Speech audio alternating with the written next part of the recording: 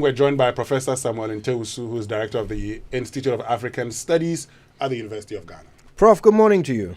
Yeah, good morning. How are you? Very well, thank you. We're so glad you can join us for this important conversation. Now, Prof, maybe we'll start from the beginning, from the origins of the name Guan. How did they come to be known by this name? Yes, there are several interpretations to this, but one that seems to be dominant is the fact that the Guans are a brave people, and so because of their bravery, there's a tendency for people to see them and then maybe run away from them, whether in terms of battle or just when they are approaching. So as to how to link it to, there are different dialects or languages within the Guan. So as to which one that we can link the word Guan to, it's really something that is yet to be deeply researched. But there's that overwhelming evidence that the word is as a result of their bravery. So it simply means a brave people. Right. Now, you talked about the variations in dialects. And it's true. I mean, across the regions, the different Guan settlements have spawned different dialects. How exactly do these differences reflect the historic and cultural diversity within this Guan ethnic group? Yeah, as you have precisely indicated, the Guans are distributed throughout Ghana and also in Benin. So we have the coastal Guans, we have Guans that inhabit the middle belt, and then we have Guans that are also in the northern part of the country and also in Republic of Benin. So in Republic of Benin, for example, we have the Gede and they are Guan. And then in the northern part of the country, we have Gonja, Nauri, Ichumbrun. And then as you come further south, you have Krachi, we have Adele Achote, we have Bem, and then that is around the Jazikan area. Then you get to Central Kofi, this is also another Guan area. Then you get to the latter area, all those areas. Then in the coastal area, Winneba specifically is also known. The Fuchi there and the Uchu, they are also Guan in origin. So how did they come to be so scattered across the country? I think that at a point in time, because of the fact that they are said to be the aborigines of Ghana, the whole landmass was empty, so they could move in and out of any place that they wanted, depending on the kind of occupational preference of any Guan group. So you see that Guans, we have some as fishermen and women. Others are also hunters.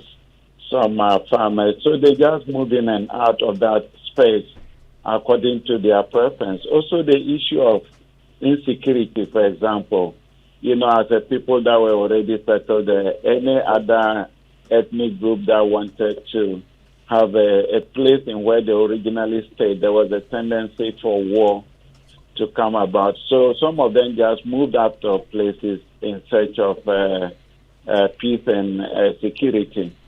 So if you look at the great Atara kingdom, which was along the present Volta Lake or Volta River around Afram Plains, it was a very big one kingdom under a king called King Atara. And then the attacks from mostly Akan groups made them to move further. Some moved further north, others also came south. So these are the various factors that actually occasioned the dispersal of Guans around Ghana. Now, Prof. Ntewusu, just by way of understanding, you've talked about some being because of their professions, is it also the case that they may have moved in at different times, and so some may have settled at different places, or they all came on group and then separated at a point? Yeah, it's a very, very good point that you have just raised.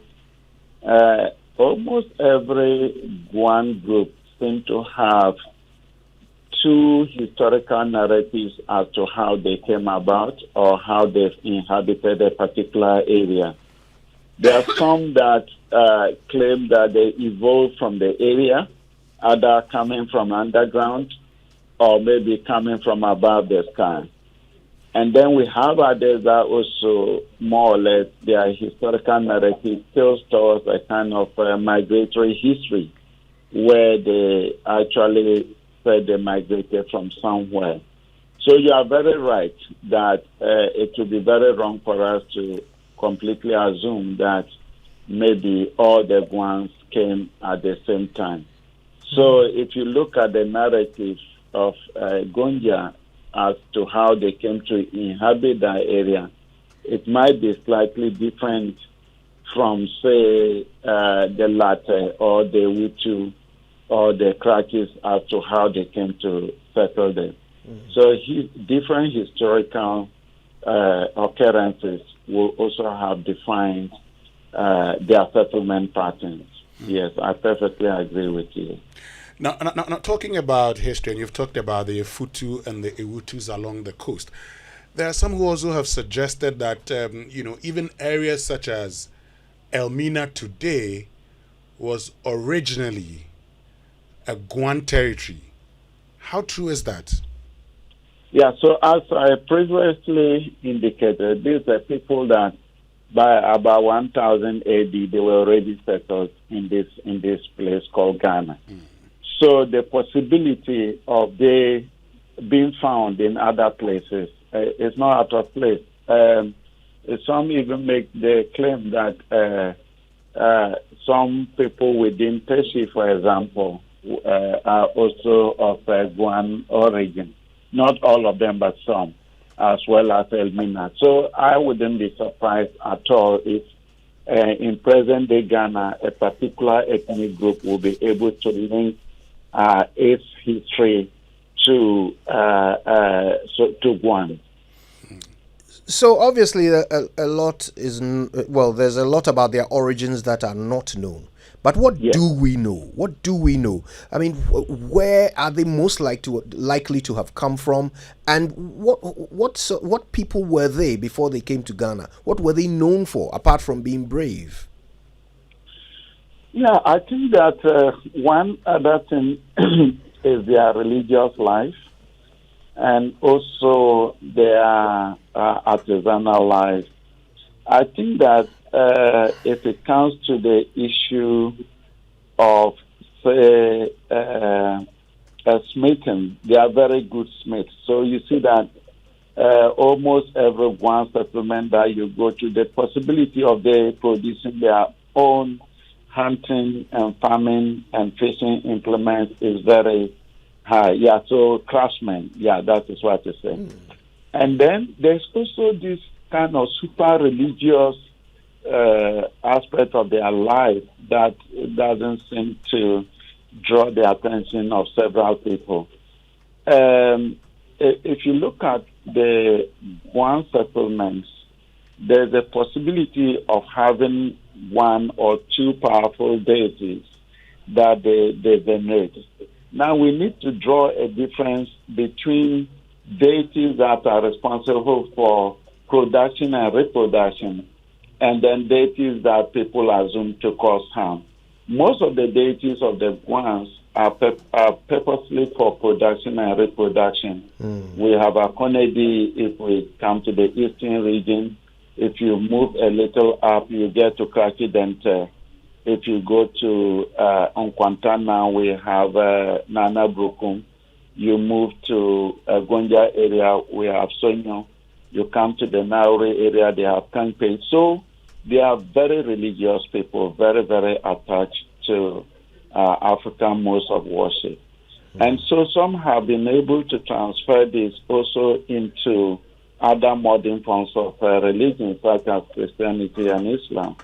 And once they get into that space, you see that they are clearly devoted to that modern religion that they have, or they recently have taken on themselves.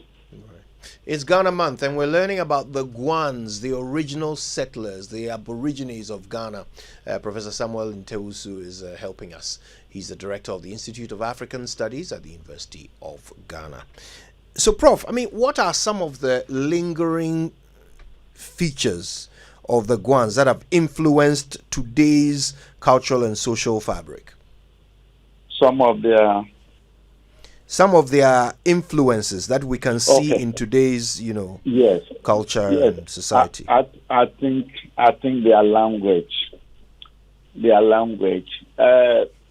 If you are with ones and they speak, it doesn't matter which ethnic group that you belong. By the time they are done with the conversation, at least you'll be able to pick one or two words from what have transpired in their conversation. So I think that linguistically they have actually influenced a number of languages.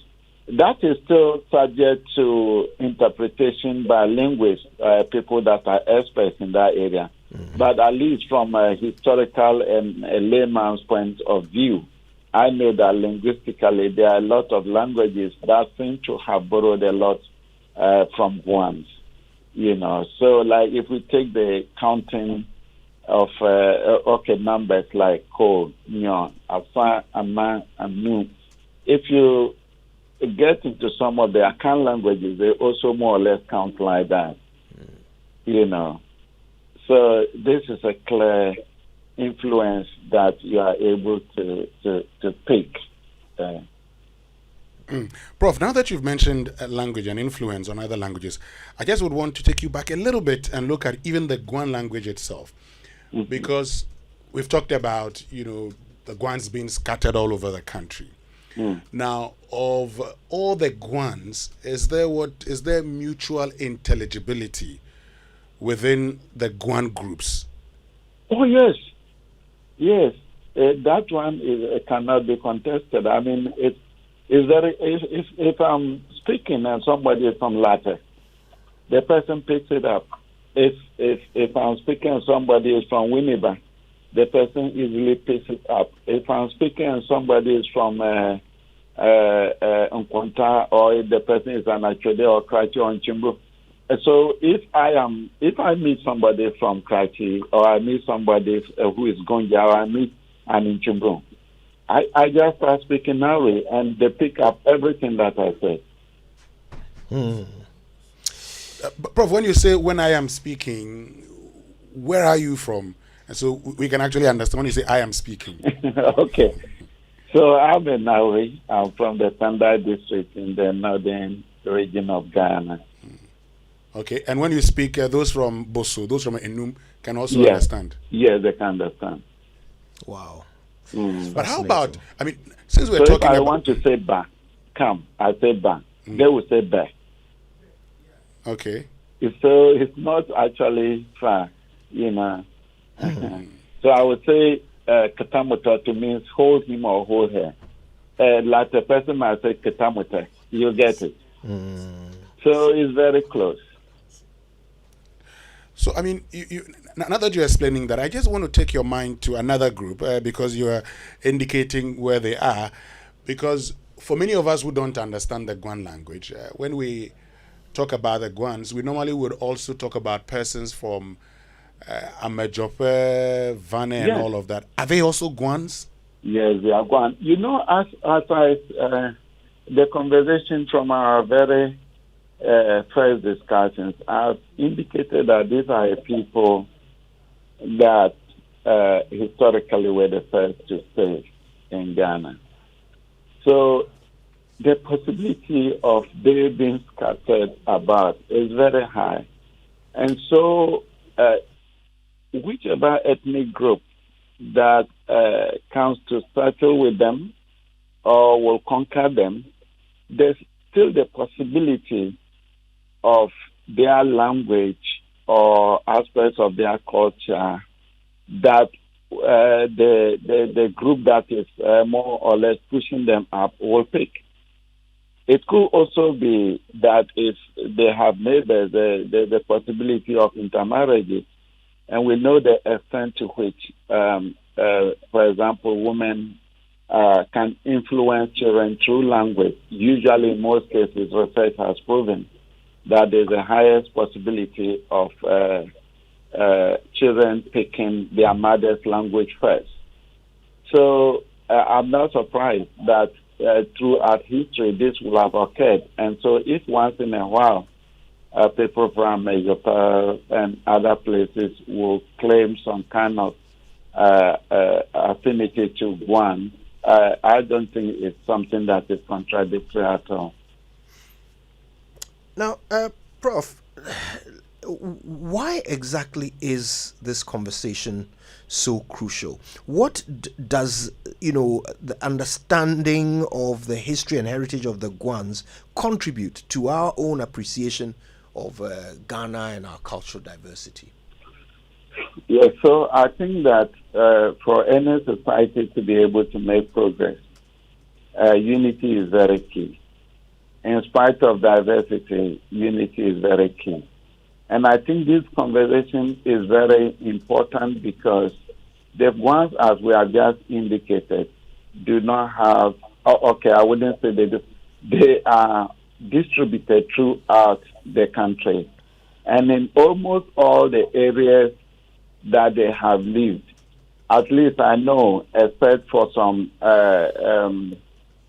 in society from time to time, there's bound to be conflict. But what I want to say is that they've at least largely stayed peacefully with their neighbors.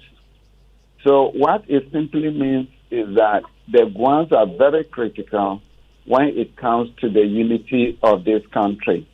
Because no matter the ethnic group that you'll be talking about, there's a possibility of that ethnic group having picked something from the Guan. So in terms of unity, the Guans can contribute greatly to the maintenance of peace in this country. Because any region that you find them, there's a possibility that they can be used as a medium to I don't know the word to use, to network with other groups for purposes of unity. Now, obviously, this is a very rich history, going back, hundreds of years. Are we doing anything to preserve and, in fact, learn more about, the origins of these people? It's a very interesting question, and this is a question that should have been directed to state institutions. I think that we are not doing enough, not only about Guans, but generally, almost all governments have not shown interest in the preservation of our languages and in the preservation of our culture. you not believe that in most cases, if we want to embark on research, whether to preserve languages and culture, we seek funding from outside of Ghana, when it should be the interest of the government or the state in trying to preserve this. So one attempt that was made, I can remember, it was in the 60s that UNESCO gave some funding to the Institute of African Studies to record the oral histories of some Guan ethnic groups. At least I can remember the oral traditions of Gonja. I can remember the Ketekrachi traditions. I can remember traditions of Nkonya. I can remember Pai and Yeji traditions. So this was more or less UNESCO sponsored and also institute-led initiative to preserve some of the histories and cultures and languages of the Guan. Beyond this, I'm not able to point to anything substantial that has been done about Guan history, culture, and language. And in fact, almost all languages in Ghana. Yeah. Prof. Ntewusu, what do you think the future holds? How do you think the Guans will evolve further? 50, 100 years from now, what will be the footprint of the Guans in Ghana? Yeah, this is a very interesting question that historians usually find it difficult to answer. In the sense that we are not very good at predictions. Maybe somebody who is into population, but I'll try something. I think that 100 years from now, the Guan language will still be preserved, but it might the linguistic nature might be influenced a little bit by other languages. This is what I see. Yes. And then I think that because of climate change, aspects of their culture will also vanish. So, for example, I've indicated that some of them are hunters, others are fishermen and women. Currently, if you take the middle belt, ones of the middle belt, if somebody should die from their ethnic group, they need the skin of a particular animal. I think it belongs to the antelope family. They need that skin to be able to bury that person. But how many antelopes do we have these days? So already it's becoming very difficult for some of them to be able to bury their dead using this skin from this particular animal, for example. So I see that climate change generally and its effect on the environment and biodiversity has a tendency to affect aspects of their culture. Wow. And I also think that already there used to be this very powerful female cult that is environmentally oriented. It's called the Okuoku or the Okule.